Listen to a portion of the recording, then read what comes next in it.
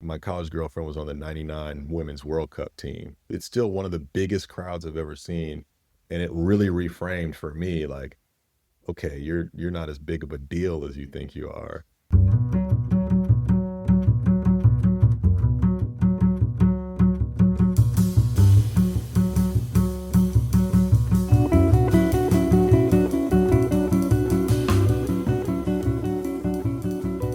Hello, welcome to Money Honestly. I'm Lionel Foster. Kory Bailey knows how to compete. As an NCAA Division I athlete at what his fellow alumni call the University of National Champions, in the NFL, big tech, and in the startup world. But as CEO of a tech accelerator, his most radical ideas are about inclusion. What if we rework the funding and support networks for entrepreneurs so that those who have the least access today can get their chance and grow? In the venture capital world, we talk about pivoting so much that it's easy to forget that's not just a metaphor. Some people are nimble enough physically to turn on a dime. Across every phase of his multi-stage career, Kory has been one of those people. Kory, welcome to Money Honestly. Thanks for joining. Yeah, good to be here. I'm excited for this. So, what's your money origin story? Yeah. Um, when I was about 9 years old, I remember my dad teaching me about compound interest. My parents started a bank account for both my sister and I when we were born, told us about it, around 3rd, 4th, 5th grade, and was a pretty good student at math, and my dad was explaining the concept of compound interest to me. The more you save, the more the bank will add to your account monthly. So whenever you get birthday money, check, what have you, you should put it in a savings account because that money is going to grow year over year. Then by the time we were 11, my dad was in an investment group called Fortune Investment Group, and the gentleman would meet at one of the members' houses monthly to make investment decisions. And once the family started to come to, the idea of getting all of the kids together to start making some investments became a real thing. And so by the time I was 11, I was a member of FIG Junior. We learned parliamentary procedure. We started to go through the whole like governance process. And the first order of business was to change the name. We did not want to be Fortune Investment Group. It sounded too corporate, too official. And at the time, Damon Wayans had a movie out called Mo Money. Mo Money, Mo Money, Mo Money. And so we changed the name of our group to Mo Money, and I started to invest in things that we knew, McDonald's, Coca-Cola. That 9 to 11-year-old period was sort of my money origin story, where I started to think a lot about how money can be made, how you can have a little bit of ownership in that, and that the decisions that you make can have an impact. It wasn't just about what do you do for work and do you bring home a paycheck. Yeah, that's my money origin story. So, as with a number of things, you were more advanced than me, but we do share a love of compounding rates of return. I would have been about 12 or 13 when someone introduced me to that concept. And I said, wait a minute. So I just get rewarded for patience. You just let the money sit there, and not just the principal, but what they pay you on top of the principal. They'll then treat that like principal in subsequent periods. Is I honestly wondered if it was legal at first. Because this like what's the catch? Yeah, This is it's crazy because at the same time my dad is teaching me about that, he also is saying things like nothing in this world is free, right? mm, And I'm like, if you just explain compound interest to me, that sounds like free money. And so it is contradictory to what a lot of young black people are taught, in that like you make money, you put it in a shoebox, or you put it in a piggy bank, you hide it, you make sure that you're a good steward of that. So I really appreciate my dad sort of giving me both the idea that you got to go out and hustle, but that you should really save because it's a system that's built to help you create wealth. And we don't always get exposed to those systems that early. And so I really appreciated being able to like be aware of that at a young age. well, yeah, it's actually unusual for me to hear of someone having such a formal introduction to sophisticated money topics at an early age. So tell us more about how you grew up and what made that possible. Yeah, so at the time, my dad was the business manager of the pharmacy department at Duke Hospital. So he was in charge of all of the drug ordering and making sure that he kept account of, every penny that was being spent on the drugs that were coming in and out of the pharmacy. And so I think it was just his mindset at the time to be fiscally responsible, to make sure that he was a good steward of the finances of the pharmacy department. And so he was kind of just sharing that knowledge with me. My dad's was another big sort of math geek. We shared that. My mom's father was an entrepreneur. So had a family business that he inherited from his father, ran a mortuary out in Colorado Springs, did some real estate investments and deals. And so I'm getting it from both sides. I'm both watching my grandfather sort of model ownership and stewarding of businesses, and then my dad modeling fiscal responsibility for a major institution. Just having exposure to that knowledge was really important for me in my money story. Yeah, that's fantastic. So, Duke, North Carolina, is that where you grew up? Yeah, I grew up in Durham, North Carolina, 80s and 90s. It was an exciting time to be on Tobacco Road. What do you do for a living? Right now, I run an organization called Upsurge Baltimore. We are the startup arm of the Greater Baltimore Committee, which is our regional economic development office here in the Baltimore region. And we have sort of a startup to now acquisition story for Upsurge, in that we have brought together the startup community over the last 4 years in the region. We've really sort of had a lot of activities to engage founders and startups with investors, with corporate partners, folks that can really help advance their startups and help them reach milestones. And now we're trying to do that from an economic development standpoint, which is a huge learning opportunity for me and for our team. And how do we align the activities of startup ecosystem building with a major economic development organization? So yeah, that's like the other end of my money story now, is like, how do we leverage the work that we've done to create economies of scale? So it's sort of a fun other bookend right now to the work that we're doing. I work in the venture capital and in the startup space. Some people assume that if your startup is not in Silicon Valley, then you're at a disadvantage.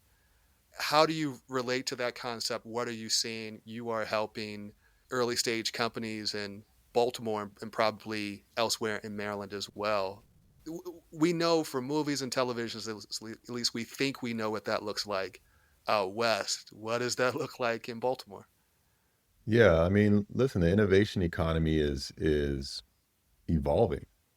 We all know that innovation, great ideas don't just come from one region, don't just come from one demographic, don't just come from one sector even, right? Like there's opportunity out there everywhere. And what we learned 30 plus years ago is that if there is a critical mass of intellectual property and ideas, financial capital to fund and support the growth of those ideas, and then commercial infrastructure to bring those ideas to market and create revenue, that it's a great advantage for the region that can put all of those pieces together. In a lot of the post-industrial cities and regions that are trying to leverage the expertise that they've had around a certain industry and innovate around that, it takes both public and private commitment and partnership to bring that to life. So even if places like Baltimore and others are a decade or so, maybe even a little bit longer behind Silicon Valley, like the puzzle pieces are there. You just have to uncover them. You have to start putting them together, and you have to start resourcing them in a way that can generate acceleration and scale. And so that's work that we're all committed to, both from the state level all the way down into regional jurisdictions and communities. How do we get the best ideas to market? How do we get them funded? How do we get them to commercial viability and revenue? Even more important. And how do we create wealth across the region so that everyone benefits from that? Is Yeah, it's very much worth talking about some of those puzzle pieces because some of them are quite big and quite impressive. You have Johns Hopkins University, which is it's not a single building, it's not even a single campus. It stretches across actually a few continents, and the amount of science and other innovations coming out of there, that's pretty tremendous. There's a university, and then technically that the hospital is a separate but related entity. Oh my goodness, University of Maryland, Baltimore County. I'm a big fan and a mentee of Freeman Hrabowski and his leadership there over 30 years. So some people, I don't know if they're still around, but there's the College Town Network. And I mention them because I was a fan of some of their work. And I think hearing about the existence of that organization was the first thing that made me think of Baltimore as a college town. Now, I'm from there. I went to undergrad there. But a thing that pained me was, oh my goodness, Baltimore knows how to attract smart people from around the world. They'll come for at least 4 years, or in the case of a PhD, who knows how long. But at least when I was there, we did not seem to be able to keep those people in the numbers, certainly that I and other people wanted. Where are we on that front? Because as you said, we have the pieces. We have housing that would be affordable to a lot of these folks. We have proximity. We're part of the Northeast Corridor. You pick it up from there, man. How are we doing? Yeah, I would say we're making great progress. You mentioned like not thinking about Baltimore as a college town, but I've been here for 8 years now. And what I quickly realized when I got here is that yes, you had Johns Hopkins, you had University of Maryland College Park, which is less than 40 minutes away, UMBC. Met Freeman Hrabowski pretty early on in this work about 4 years ago and was completely blown away at the culture, the campus, and the level of students that were coming out of that university, many of whom were founders that I was engaging with. And I was Mm-hmm. like, oh, you went to UMBC as well? You went to UMBC as well? And you start to see this culture of risk taking, of innovation, of really, really smart folks coming out of there. But you also have two HBCUs. You've got Morgan State and Coppin State. And you've just got, we put together this proposal for Black Tech Week. And one of the things that we learned in that was between New York and North Carolina, Baltimore is like the epicenter of almost 26 HBCUs, right? And you've got you're right positioned so perfectly on the eastern seaboard for business. 6 hour flight to London, 6 hour flight to San Francisco, quick train ride to New York, Philadelphia. So I think you're right. I think the amount of talent and intellectual capital that exists in the region is very high, and it's a good position to be in. The posture around that intellectual property for a very long time has been very research driven and very Mm-hmm. academic. And only for the last decade or so has there been more intentionality around commercialization and creating businesses of that. So we've got to match that intellectual and scientific talent with business talent to really generate more economic opportunity and growth. It's funny for me because coming from Durham, people used to say the same thing about Duke. Like you got students coming into Duke, into Durham, they get all this intellectual capital, then they're running back to the places that they came from. And I think what you see now in the Research Triangle area is that there's maybe not as affordability as there used to be, but people can still, buy a townhome, get a house, start to create a life there. And there's so much opportunity around innovation that it's easy to start here, find another job there. Like it's not like you're anchoring your stay there on one organization or one company. You can go from a major institution to a startup back to a major institution.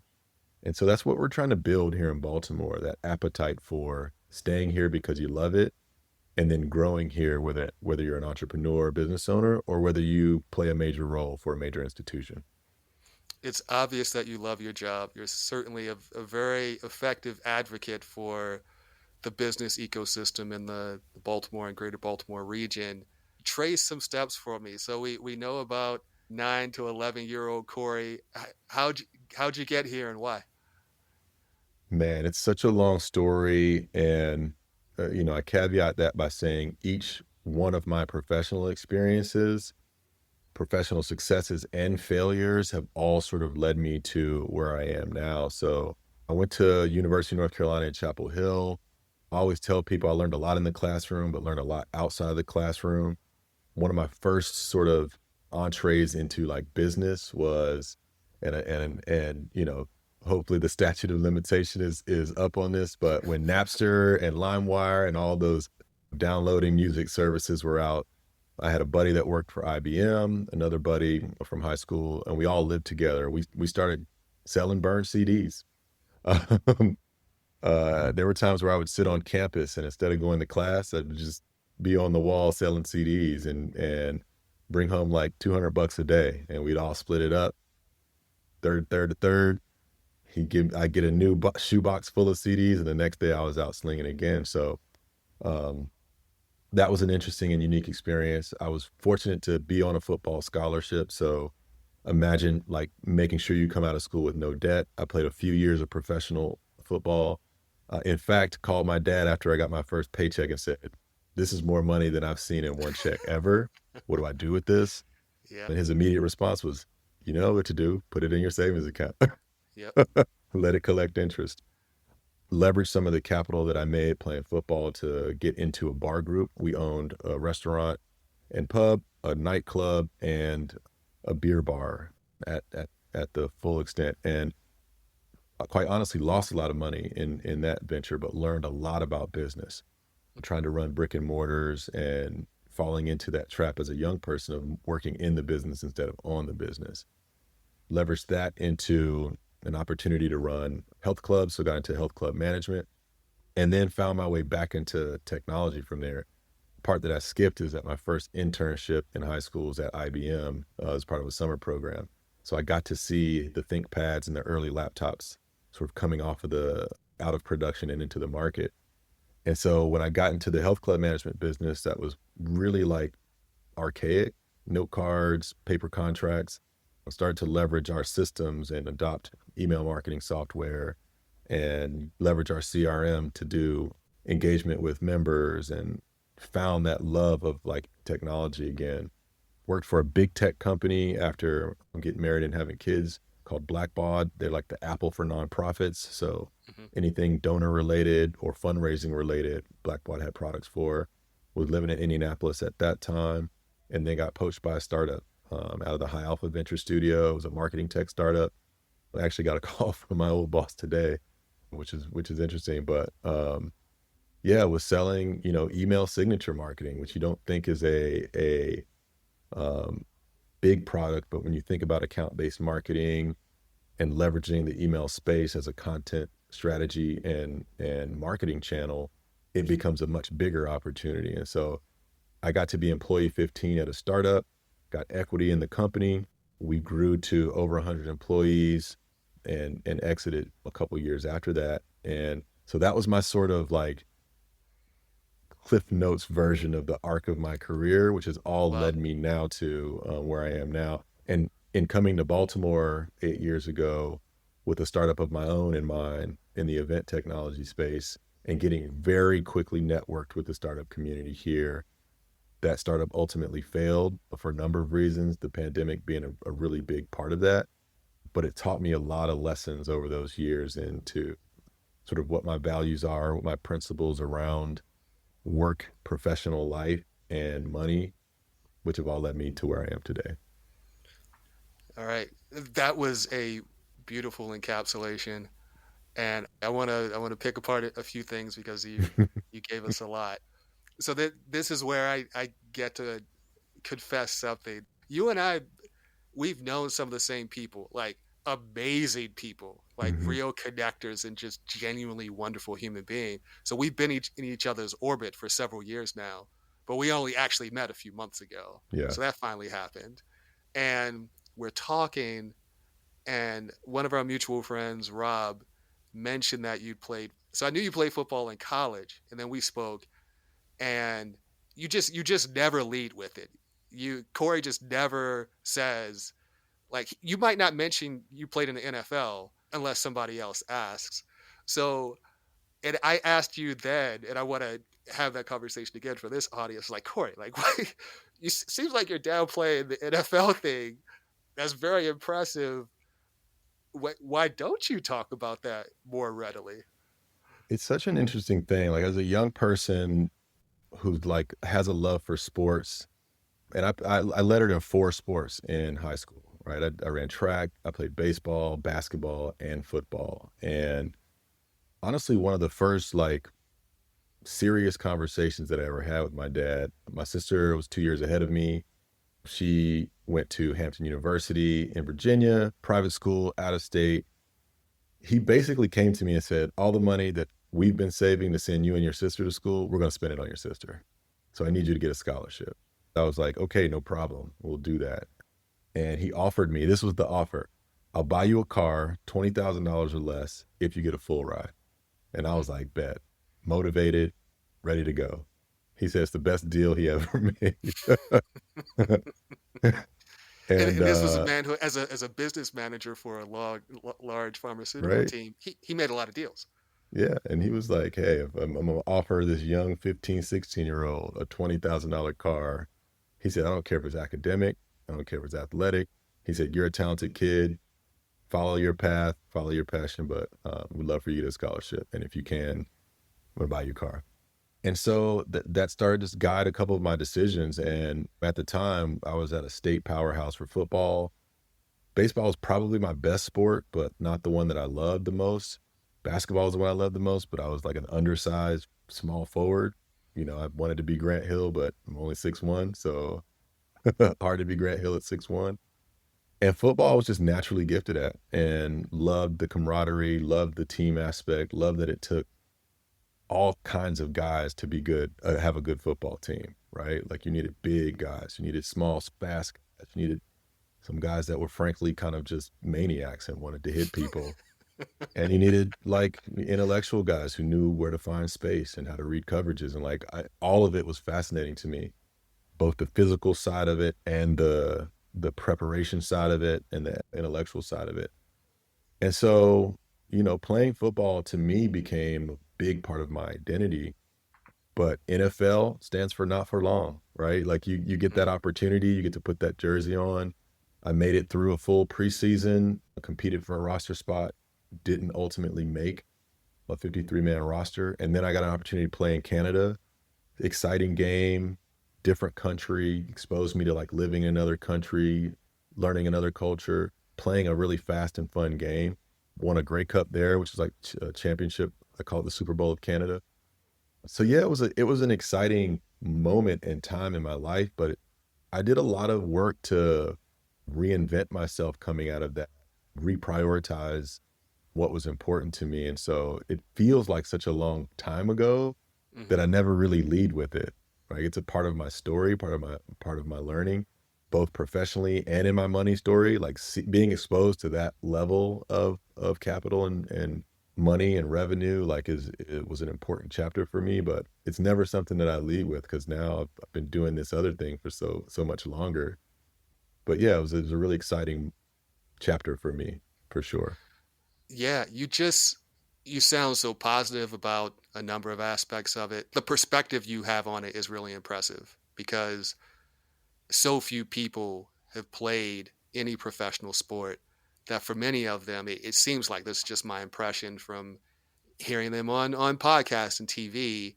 It seems like that becomes so much of who they are, and they have a lot of trouble with the next thing. Some of them can't figure it out emotionally, intellectually. So where you position it in your life just sounds very healthy. Yeah, I mean it's not without like a lot of work at sort of being reflective, sort of rediscovering other passions. And fortunately, I've been able to talk to a number of teammates who also had a hard time with that transition because it becomes what you're known for, right? You know, I always say this. I was fortunate to date someone more famous than me in college. So when you have the perspective of like, you know, my college girlfriend was on the 99 Women's World Cup team. When you walk into, it's still one of the biggest crowds I've ever seen was part of that World Cup. And it really reframed for me like, okay, you're not as big of a deal as you think you are. And what you do is not only defined by what you play or how you participate or contribute to this team, but who you are as a person. And so it takes a long time to kind of come out of that and understand like you're more than the sport that you play. you're more than the work that you do, or the job that you have. It's the difference between like, what is your purpose? What is your work? What were you put here on the planet to do versus what do you do as a Yeah. job?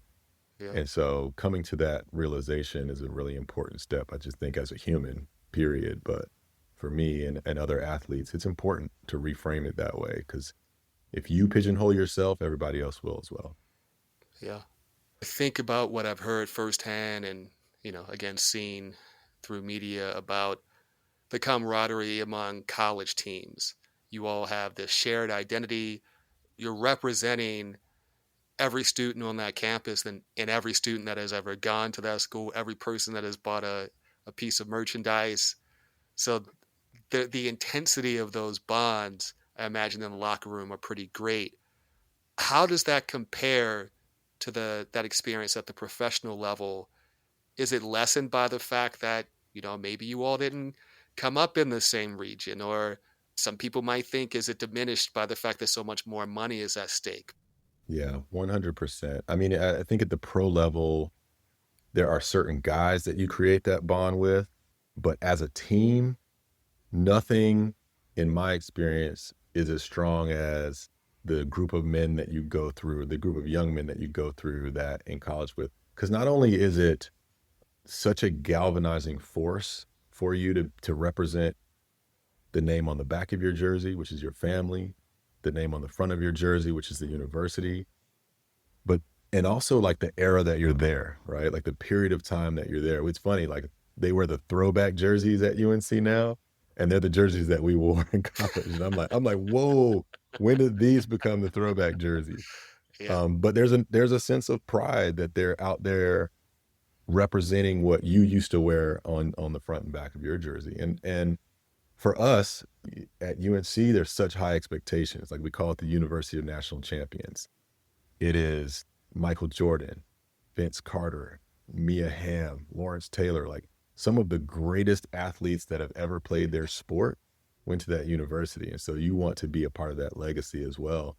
And for us in particular, we went through 3 head coaches. We had Mac Brown recruited us. We played for him our freshman year. Then we had Carl Torbush, who was our D coordinator, got his first chance at being a head coach. And then John Bunting, a guy who played for the Philadelphia Eagles, won championship there, and was getting his chance to come back to his alma mater.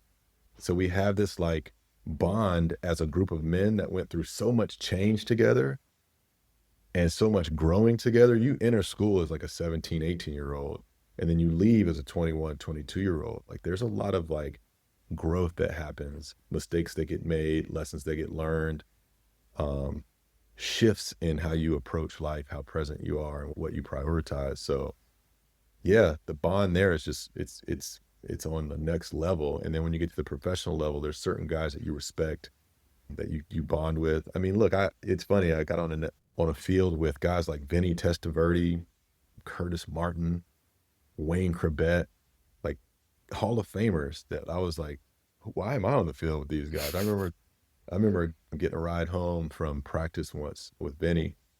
I said, "You won the Heisman, '89?" He's like, "Yep, University of Miami." I said, "Man, I'm 10 years old." And he looked at me and was like, "All right, rookie, calm down a little bit." It's a stream of thought, right? Like, it's just a marvel, right? Of playing with guys that you either play with on video games or just revered while growing up, and then coming into that situation with some other guys that are really trying to take their shot. But the camaraderie is never as much as it is at the college level. Yeah. One thing, so it's interesting. I'm an unusual type of sports fan now because, I don't know, just between my interests. I mean, I run a podcast about money and feelings, so it should be no sport. But so much of the sports media I consume now is about the business of sports, the culture of sports. And so many years ago, I was probably a teenager when I put together, wait a minute, some people are going pro in, say, the NFL and the NBA as early as 18, 17 even, maybe. And some of them grew up the way I did. I grew up with not loads of financial resources. They might not have an accountant. They they might not have a bank account before they open one to put that first check in. Could you just take us into how a lot of athletes are set up before they get that first check, what they have to navigate? You were able to call your father, who sounds very capable financially and otherwise, but I think a lot of people don't have that. What is that like? Yeah. I mean, you're right. I was fortunate to have two working parents that were very mindful of not just providing for my sister and I, but preparing themselves for retirement, preparing us for a life of fiscal responsibility. And I think you're right. What I discovered quickly in college was that there were some guys there that also got Pell Grants, some guys there that without the scholarship would not be able to attend college. And their idea of money, their use of money was much different because of that. And let's be honest, like I look, we grew up in an age where media became all and entertainment could be all we could see. And the three sort of paths that were exposed to us for wealth creation were become an entertainer, become an athlete, or, like chase the movie hoop dreams, right? Like chase those types of dreams. I think for my parents, it was like preacher, teacher, professional, right? Like you either big in the church, you were an educator, or you became a professional, a dentist, a doctor. And we got exposed to this like go out there and play ball or make music. And that was my dream as well. I idolized Randall Cunningham. I wanted to be, a black quarterback. I fortunately my hands at catching were better than throwing. So a coach quickly said, like, let's get you out there running routes instead. But even that was my dream as someone who was an honor student and could have followed any path and have followed any path and every path. Um, but the idea of entrepreneurship and ownership is not something that comes to us early enough. The idea of Mhm. equity, the idea of creating shared infrastructure and being involved in deals, both as an owner and as an investor, like all of this is now what this culture and this generation are learning is like, you need to be involved in your brand, in your ownership, in the equity, and in the investment part of it. Um, so that we can all have that shared prosperity. You don't have one role to play. You need to leverage your talents to enable and empower you and your team. But it's we're getting exposed to the whole game now, the whole Mhm. infrastructure, the whole piece of the pie. And I really, really, really respect a lot of the athletes that are creating that awareness and saying like, basketball is what I do, football is what I do, a businessman is what I am, right? Mm. Like we're no longer saying that we want to get the check. We want to get it, write it, and then invest it. Right. Yeah, just to put even a bit more context on that. So you're helping me piece a few things together. So there was policy and court rulings that opened up compensation for name, image, and likeness at the collegiate level. Hmm. And then with that, you have more athletes who might have their own production company. I hear about people like Andre Iguodala, who played for the Golden State Warriors, and even Kevin Durant are big in the startup space. They make venture capital investments. So LeBron James' business empire is massive. Shaquille O'Neal has who knows how many investments. So, I had not connected until what you just said, the opening up of financial opportunities at the collegiate level, creating situations where more top athletes have to think about finances, have to have exposure to people who can help them navigate this. And so by the time they enter the professional ranks, some of them are likely to be much further along than people in their situation would have been even 7 years ago. So true. You can add Magic Johnson to that story. You can add Serena Williams to that story. It was when they opened up that ruling for name, image, and likeness, And to take it all the way back, this started with the O'Bannon brothers out of UCLA back when I played. I got Mm-hmm. reached out about that class action suit. I didn't put my name in it for a number of reasons, but when we started playing video games with us on them, that's when the light bulb went off and said, like, oh, EA Sports is making a ton of money. And this is me. Like, this guy looks like me, runs like me, is wearing my number. This is me. Someone is making money and profiting off of me. And I think, for our generation, we started to understand, like, oh, ownership is the goal. Mm-hmm. Equity is the goal. Not just getting a piece of the pie, but making the pie and sharing it with the rest of us. And so capture that with like the influencer market right now, and you've got athletes that are seeing themselves as a brand, Mm-hmm. and then businesses that want to maximize on the exposure that their businesses can get through these athletes. There's a lot, I think, that needs to be ironed out with NIL in terms of like top athletes sort of chasing the bag, as you say, because then that camaraderie doesn't get built. Those bonds that they really need, I think, later in life, and friendships that they need later in life have to be really intentionally cultivated.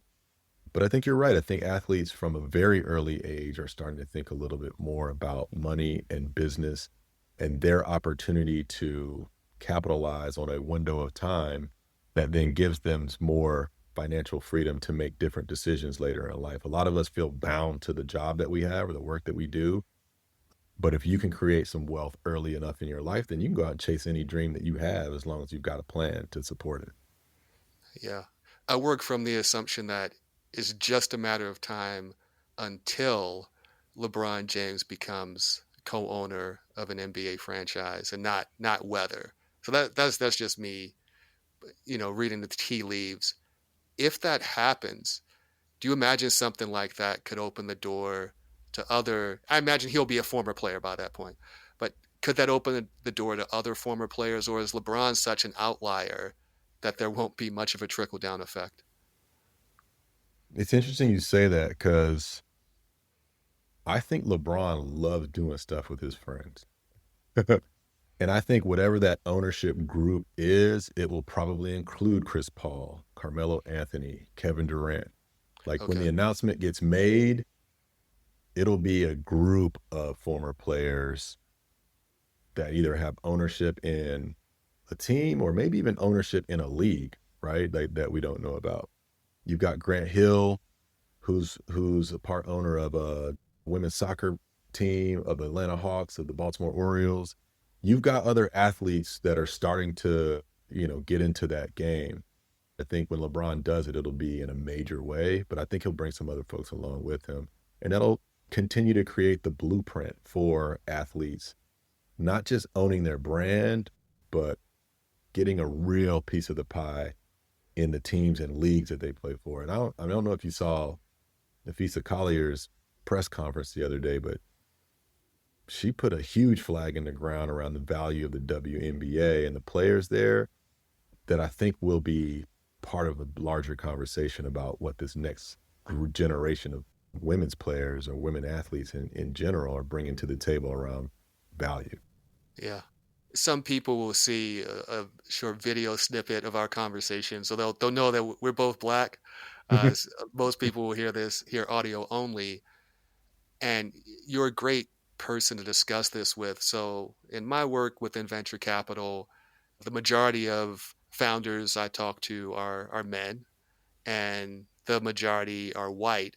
And when I think about coming from my background, some of the brilliant people of all races I grew up with, I've always assumed, and I want to test this with you, that one reason we don't necessarily see more black people in startups, tech startups, is that risk reward calculus.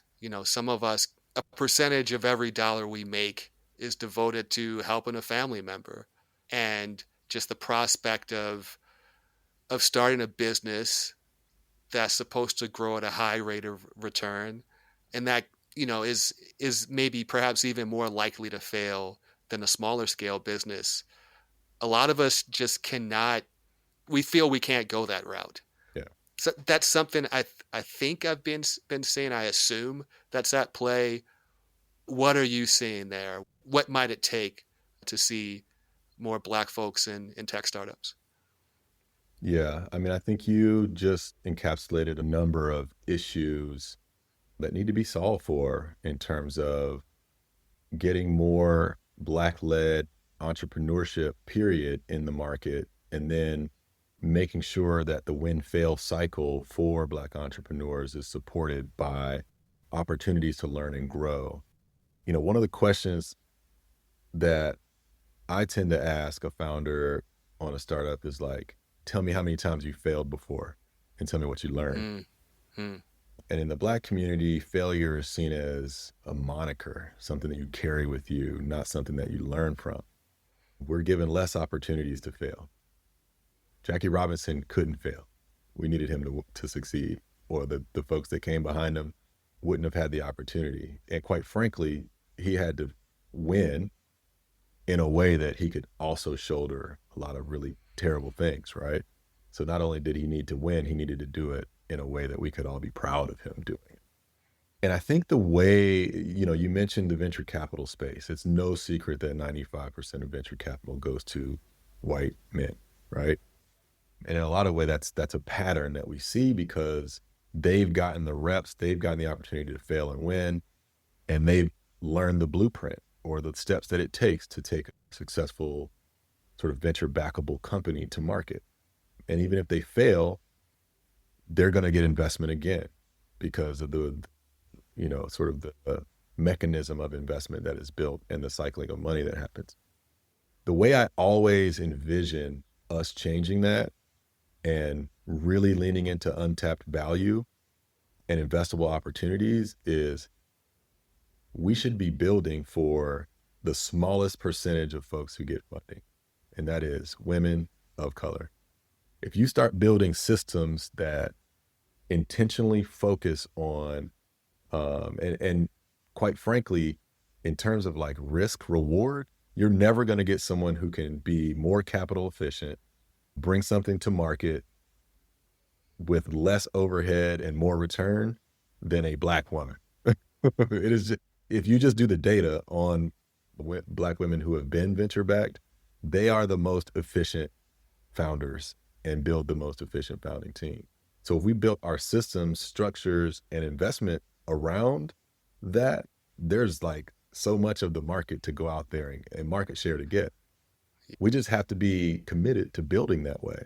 And so, I mean, I think a lot of what we do in Baltimore and our work around supporting startups and founders is like, let's be intentional about the different forms of capital that we can bring to bear. And a lot of it isn't just financial capital. It's like who you know, who you get access to, who you're exposed to, and when. And if you're intentional about like network capital, cultural capital, human capital, and how that engages in the physical, intellectual, and financial capital, then you're really on to something because you're creating a culture of scale and a culture of support that gets the right resources, assets, networks to the right companies at the right time. And it's not always going to be venture, right? Sometimes it's going to be mhm. an early customer. Sometimes it's going to be, how do we fill that capital void in the friends and family round? We all have friends and family. We just all don't have a rich uncle that can write a check for us to go like, here you go, young man, chase your dreams. Yep. Yep. So we just got to be intentional about it and build and leverage the data to build where there's untapped value that we can go capture. Yeah. I'll quickly follow up with two things before we wind down. One, I remember you mentioned a friends and family round. This is early in the life cycle of a startup. This could be around before you go to third parties that you haven't met yet. Before you ask a stranger for money, you might go to friends and family. And this entrepreneur told me they'd already raised a $5 million round, and he said that was friends and family. I said, oh, that's that's quite a network of friends and family you have. So yeah, my eyebrows raised just the way you did. Another thing you brought to mind for me is that when talking about building an entrepreneurship ecosystem that is one where Black women can succeed. And if you do that, so many other people can succeed. I have a friend, Michael Carroll. One of his side hustles, and a great one, is a travel agency called Travelitis. He's taken, upwards of 100 people to the Caribbean, 100 people at a time. And he's African American. He'll put out the word to his male friends, and they might drag their feet before they sign up, if ever. But if there's a Black woman who says she's doing it, not only does she send you the money the next week, she brings 8 of her friends. The trust and the networking and the social skills and the support, there's so many Black women where if they put their name on the line, legions of people are going to follow them because they know what she's about. And I don't see quite the same multiplier effect in other spaces. So I'm excited about the prospect, just connected to what you were saying. I'm excited about the prospect of bringing that to bear in the entrepreneurship space, because it's a real force multiplier. It really is. And I mean, I don't know how to like break it down simpler than this. Like, if we want to increase GDP, Black culture has been such a catalyst for growth in American culture. And the backbone of Black culture is the Black woman, the tastemaker, the trendsetter, the space holder, the supporter. Man, if we want to create the economy to scale, putting infrastructure behind how to leverage that magic, that capability, that talent of building consensus, of getting people aligned, of the multiplier effect. I mean, if we just leverage that, this country would skyrocket. But unfortunately, like, social issues, division, like, that becomes the lead story. Like, how are we other than each other? Should we be afraid of each other? Man, if we really change that posture and said, like, how do we grow together, and leaned into what we know to be true in a way that isn't predatory, in a way that isn't conflicted with our capitalistic mindset of how do we build this more perfect union together, we could really change the game. But we've got some work to do to get there. But I still stand behind, let's leverage the data and build for everyone in a way that can really accelerate the growth for all. Yeah. Is there anything I should have asked or that you want to mention that I didn't give you space to talk about?